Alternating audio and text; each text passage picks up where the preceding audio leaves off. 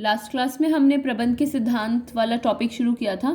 हमने पढ़ा था प्रबंध के सिद्धांतों की क्या क्या विशेषताएं होती हैं। इसमें मैंने आपको कहा था कि याद करते समय याद रखिएगा कि आप प्रबंध की विशेषताओं के बारे में डिस्कस कर रहे हैं या प्रबंध के सिद्धांतों की विशेषताओं के बारे में, क्योंकि बहुत बार क्वेश्चन ऐसा आता है पेपर में कि हम गलत समझ जाते हैं। वो मैं आपसे वीडियो के लास्ट में डिस्कस करूंगी। प्रबंध के सिद्धांतों की विशेषताएं देखेंगे आपको कितने पॉइंट्स याद हैं। चलिए अब हम बात करते हैं प्रबंध के सिद्धांतों के महत्व की। आखिर प्रबंध के सिद्धांत क्यों ज़रूरी हैं, प्रबंधकों के लिए क्यों ज़रूरी हैं, समाज के लिए क्यों ज़रूरी है, या व्यावसायिक संगठन के लिए क्यों ज़रूरी है। यानी कि ये प्रबंधकों को क्या फ़ायदा पहुंचाते हैं प्रबंध के सिद्धांत। प्रबंध के सिद्धांतों को अगर पढ़ा जाता है, अप्लाई किया जाता है तो संगठन को क्या फ़ायदा होता है, या इन सिद्धांतों का समाज को क्या फ़ायदा होता है। सबसे पहला पॉइंट देखते हैं कि प्रबंधकों को इसका क्या फ़ायदा होता है। देखिए फर्स्ट पॉइंट, प्रबंधकों को वास्तविकता का सूक्ष्म ज्ञान उपलब्ध कराते हैं प्रबंध सिद्धांत। वास्तविकता का सूक्ष्म ज्ञान होने का मतलब है रियलिटी, वास्तव में क्या हो रहा है, क्या किया जाएगा, उसका क्या परिणाम निकलेगा। डिटेल्ड एनालिसिस प्रबंधकों को इससे मिलता है। अगर वे सिद्धांतों को पढ़ते हैं, समझते हैं, तो उससे उनकी ज्ञान, उनकी योग्यता और उनकी समझ में वृद्धि होती है। हम ये चीज़ अपने ऊपर भी लागू कर सकते हैं। यदि हम मैथ्स के सिद्धांत पढ़ते हैं, गणित के सिद्धांत पढ़ते हैं, विज्ञान के सिद्धांत पढ़ते हैं, तो उससे हमारी समझ बढ़ती है। हमें पता चलता है कि हाँ, इस सिद्धांत का इस्तेमाल करने से हमें क्या फ़ायदा है। तो प्रबंध के सिद्धांतों का यदि हम प्रयोग करते हैं या प्रबंधक इस्तेमाल करता है तो उसकी ज्ञान, योग्यता और समझ में वृद्धि होती है। और जब उसकी ज्ञान, योग्यता और समझ बढ़ती है तो उससे उसकी क्षमता में वृद्धि होती है, वो लक्ष्यों को प्राप्त कर पाता है। ये जो मैंने एरो फॉर्म में जो डिस्कस किया है यहाँ पर, इन्हीं चीज़ों को आपको सेंटेंस की फॉर्म में बनाकर लिखना है, एक्सप्लेनेशन अपने रजिस्टर में। सेकंड पॉइंट, संसाधनों का अधिकतम उपयोग और प्रभावी प्रशासन। संसाधनों का अधिकतम उपयोग और प्रभावी प्रशासन देखिए कैसे। जब प्रबंधक प्रबंध के सिद्धांतों को पढ़ते हैं, समझते हैं, तो उन्हें पता चलता है कि अगर सिद्धांत का प्रयोग करेंगे तो उसका क्या परिणाम होगा।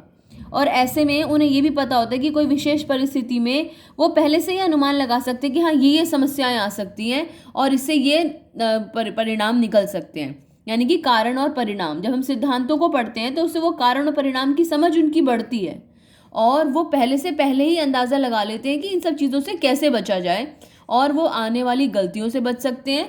अगर हम गलतियां नहीं करते हैं तो हम नुकसान कम करते हैं, अगर हम नुकसान कम करते हैं तो हम संसाधनों का अधिकतम उपयोग करते हैं। तो ये है पहला पॉइंट।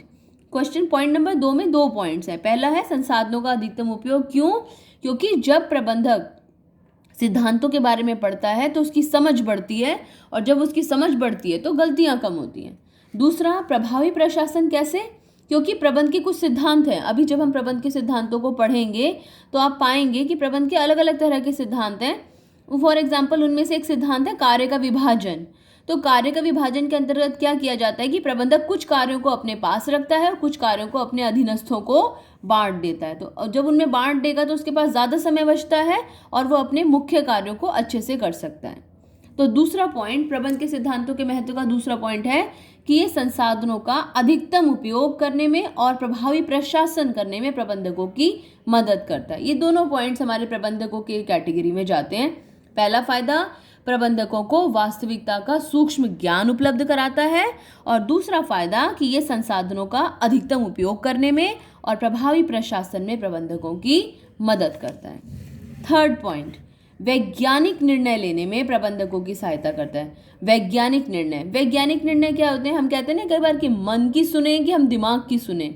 अगर हम दिमाग की सुन रहे हैं, दिमाग जो है वो तर्कों पर आधारित फैसले लेता है, तो अगर हम सिद्धांतों के आधार पर कोई निर्णय लेते हैं तो वो वैज्ञानिक होते हैं। कैसे होते हैं वैज्ञानिक? क्योंकि हमें पता होता है कि यदि हम ऐसा करेंगे तो इसका ये परिणाम निकलेगा। तो प्रबंध के सिद्धांतों के आधार पर जो भी निर्णय लिए जाते हैं वे वैज्ञानिक होते हैं। क्यों वे वैज्ञानिक कहलाते हैं? क्योंकि ये तर्कों पर आधारित होते हैं और पक्षपात से मुक्त। पक्षपात से मुक्त होने का मतलब है जो प्रबंधक है, ये नहीं कि प्रबंधक को ये बात पसंद थी इसलिए ऐसा किया गया, नहीं। प्रबंधक के पास रियल जस्टिफिकेशन होता है ये बताने के लिए कि उसने ऐसा क्यों किया, क्योंकि ये सिद्धांत ऐसा कहता था कि यदि हम अनुशासन का पालन करेंगे तो हम कुशलता से लक्ष्यों को प्राप्त कर पाएंगे। ये बातें और डिटेल में हम ज़्यादा अच्छे से और तब समझ पाएंगे जब हम सारे प्रबंध के सिद्धांतों को पढ़ लेंगे। पॉइंट नंबर 4, बदलती आवश्यकताओं को पूरा करने के लिए। देखिए ये पर्यावरण से जो व्यवसाय को या प्रबंधकों को जो खतरा आता है उससे बचाने में प्रबंधकों की मदद करता है। कैसे करता है? क्योंकि व्यवसाय जो है वो व्यावसायिक पर्यावरण में रहता है और पर्यावरण लगातार बदलता रहता है। अब इस बदलते हुए पर्यावरण में अपने आप को ढालने के लिए प्रबंधक को मजबूत होना पड़ता है और प्रबंधक प्रबंध के सिद्धांतों का इस्तेमाल करता है।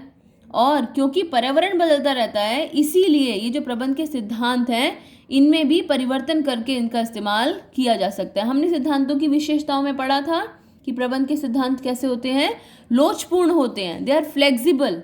इसलिए जो पर्यावरण में जो चेंजेस आ रहे हैं उन चेंजेस को अपने में ढालने की क्षमता रखते हैं सिद्धांत, प्रबंध के सिद्धांत। तो 4 पॉइंट्स अभी तक हमने डिस्कस किए हैं।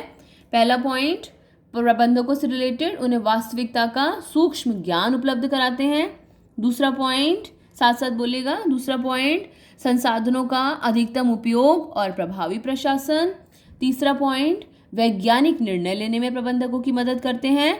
और चौथा पॉइंट, बदलती आवश्यकताओं को पूरा करने में प्रबंधक की मदद करते हैं, क्योंकि जो पर्यावरण में जो बदलाव आ रहे हैं उनके अनुसार सिद्धांतों में फेरबदल करके प्रबंधक इन्हें इस्तेमाल कर सकता है।